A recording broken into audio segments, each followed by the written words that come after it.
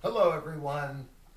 Thank you so much for watching this video. I'm Jeff Greenewald and I'm recording this on February 22nd, 2023, the birthday of George Washington. So I thought I'd record a salute to George Washington. It's simply called a toast written by Francis Hopkinson. So let me start by just telling you a little bit about Francis Hopkinson. Hopkinson was born on October 2nd, 1737, and lived till May 9th, 1791. He was well educated. He received 2 degrees from Philadelphia College, now the University of Pennsylvania. He was a signer of the Declaration of Independence. He also designed early American paper money and 2 American flags, one for the United States itself and one for the United States Navy. But Francis Hopkinson was also a musician. He learned to play the harpsichord when he was about 17 years old. And at first he copied songs and instrumental pieces by European composers, but eventually he began composing his own works.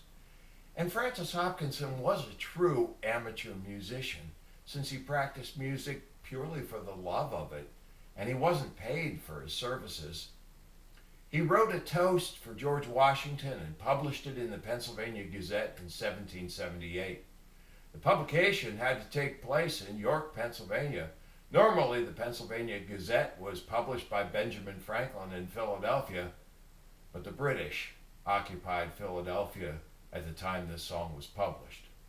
And given the date of its publication, well, I can see numerous events that could have inspired Hopkinson to write this song. The song was published following that very long, hard winter that Washington and his army spent at Valley Forge. The British occupied the new nation's capital at Philadelphia. And it was also during that winter that the Conway Cabal occurred, where Thomas Conway and others attempted to have Washington replaced as commander of the Continental Army by Horatio Gates.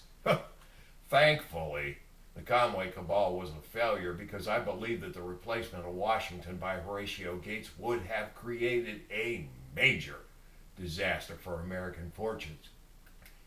In fact, I think if Horatio Gates had replaced Washington, we'd probably still be a colony of Great Britain. So perhaps Hopkinson wrote this song to lift Washington's spirits and to rally support for him. About 10 years later, Hopkinson gave Washington a gift of harpsichord pieces that he wrote. That may have inspired Washington to order a new harpsichord for Nellie Custis, his adopted granddaughter. And Washington said about the pieces that Hopkinson dedicated to him, "I can neither sing one of the songs nor raise a single note on any instrument to convince the unbelieving, but I have, however, one argument which will prevail with persons of true taste, at least in America. I can tell them that it is the production of a Mr. Hopkinson." Well, I hope you enjoy my rendition of a toast. To support me and allow me to provide more content, please click on subscribe, and if you like the video, please click on like. Thanks.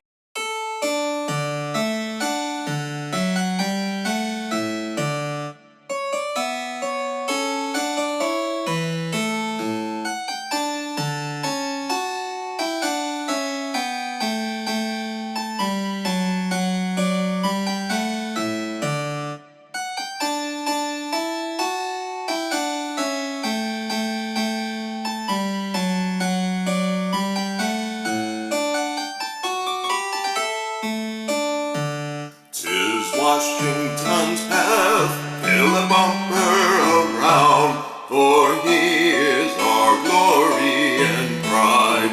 Our arms shall in battle with conquest be crowned, whilst virtue and he's on our side. Our arms shall in battle with conquest be crowned, whilst virtue and he's on our side. He's on our side. 'Tis Washington's have loud cannon should roar, and trumpets a truce should proclaim.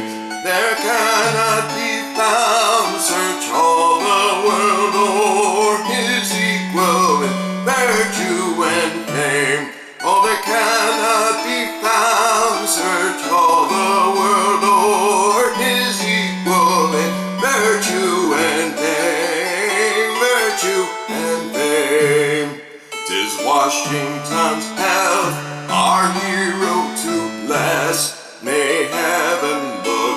graciously down.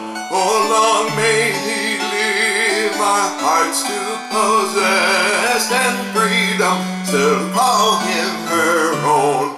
Oh, long may he live, our hearts to possess, and freedom still call him her own, call him her own. Thank you so much for watching, and happy birthday, George.